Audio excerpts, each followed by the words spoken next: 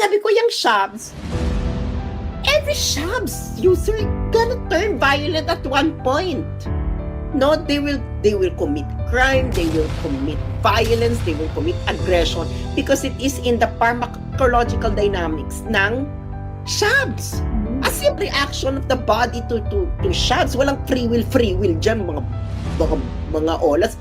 Dati shock addict din ng shabs at nagbago. Alam mo, sinagot ko sa kanya, so nung hindi ka pa nagbabago, ano ka, hindi ka pa sakit sa mga nasa paligid mo sa buhay? Tapos nasasaktan-saktan. Sabi ko, you know what, don't give me all the, inaano ko na, don't give us all this bullshit na kaawaan kayo. Unang-una, you made the choice na mag-drugate.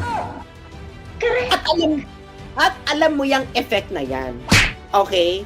Alam mo yung magiging effect niyan sa'yo. Ngayon, kung sabihin mo nagbago ka after 10 years, within those 10 years, ang dami mong sinirang buhay.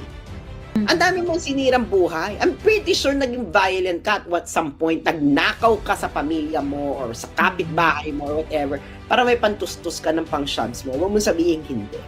Okay? Unless na sobrang yaman mo. Actually, kahit sobrang yaman mo pag shabs, mauubos yung salapi mo. At maapektuhan yung buong pamilya mo, masisira yung buhay nila. Ganyan. So, bago ka nagbago, marami ka munang buhay na sinira. Tapos, gusto mong i-congratulate ka namin dahil nagbago ka after 13 years at magbibida-bida ka. Wait a second. Approach this with a sense of humility and then tell them na kayo, wag na kayo mag-attempt.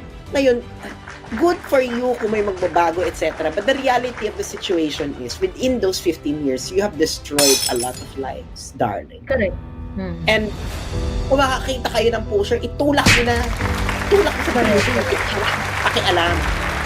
As simple as that, sabi ko nga sa kanila, now do not treat this as simple business, etc. Because a simple business, pag ako, nagbenta ako ng tissue at yung tissue ay napasama yung tao, I will be held liable. Itong mga nagbenta, nagtutulak ng droge, you are not holding them liable. They're destroying lives. Kaya tama si PRD, you're destroying lives, then they're meant to be destroyed as well. What are you gonna do? Correct.